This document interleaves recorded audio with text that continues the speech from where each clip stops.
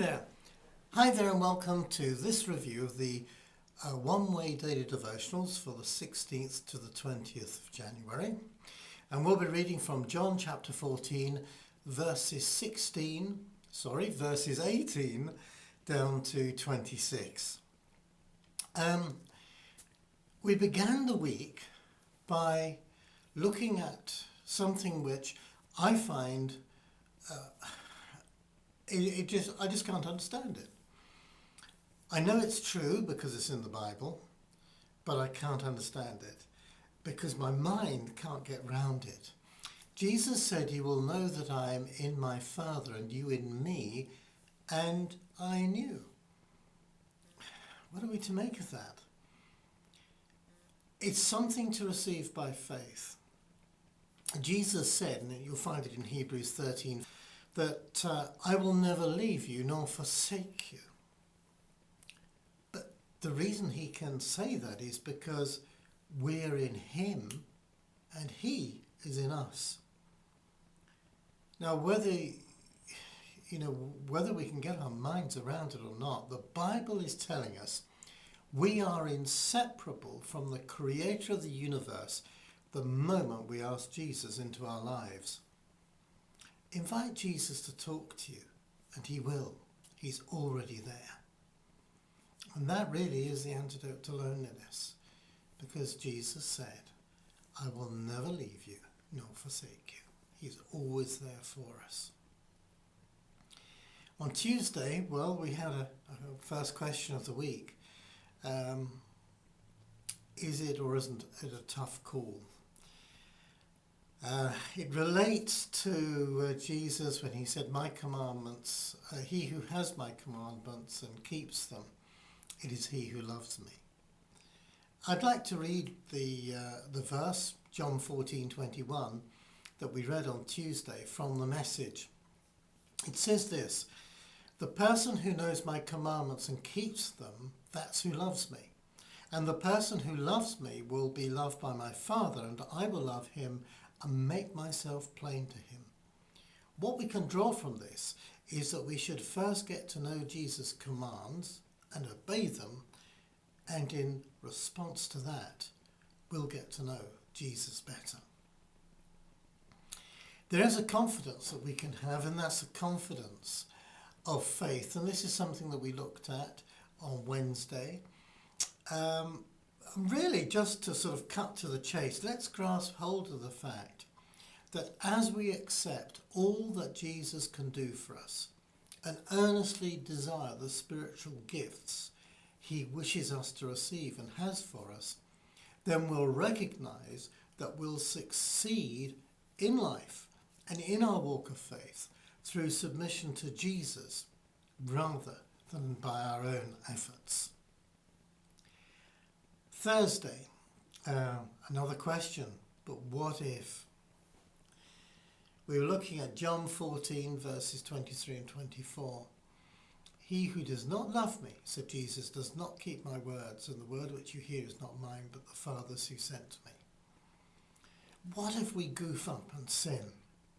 Repenting of our sin, asking God's forgiveness, and fighting against the spiritual enemies that tempt us is part of keeping Jesus' words. Just check it out in Ephesians 6, verses 10 to 18. God understands that we can fail.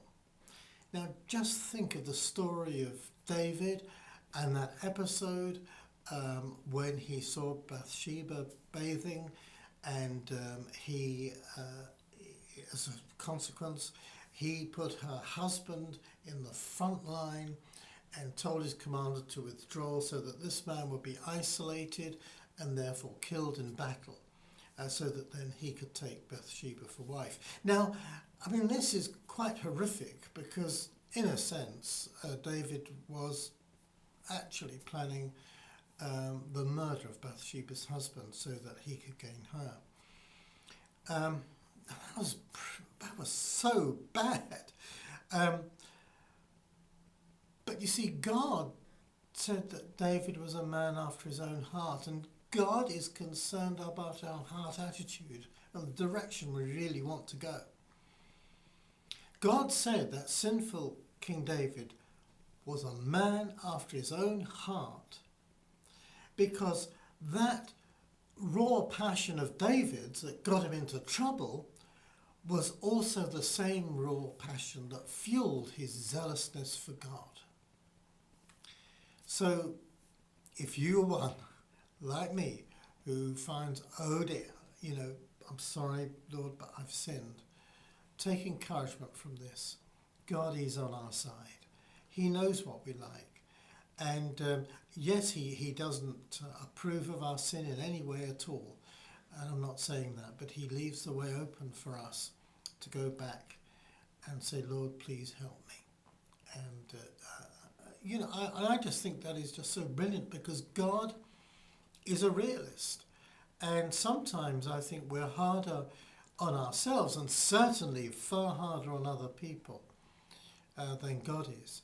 Because what he's concerned about is seeing people put into a right position with him. That's his ultimate aim. It's not his will, says the Bible, that any person should perish. So that his desire is to see us in a right relationship with him and to see us overcome sin. We close the week with this wonderful thought that we've not been deserted by Jesus. Well, maybe there's been times in your life, maybe even now is one of them, when you think, well, God, where are you? We looked at an advertisement, an old advertisement, that has as its theme, you are never alone with this particular product. And you'll have to check up the online, you have to check up the written devotional to discover what that product was. But Jesus called the Holy Spirit Paracletus. That's the Greek. Rather, I should say that in the Greek of the New Testament, the word used is Paracletus. And translated, it means one called to one side to give aid. Hence the translations that we have saying helper. But Paracletus was also a Greek legal term describing a counsel for the defense, an advocate. And the Holy Spirit is there for all of us who follow Jesus. We're never alone, because the Holy Spirit is always with us, a constant companion, ever present, ever faithful, and ever able to help us through life. I think it's a wonderful that in this first month of the new year that we can really absorb this lesson that Jesus wanted to tell us. Whichever way you look at it, whether you look at the Father, the Son, or the Holy Spirit, God is ever present with us. And he is there, and actually we're secure in his love. And he's always there for us to turn to. I hope you have a good weekend, and I look forward very much to seeing you next week.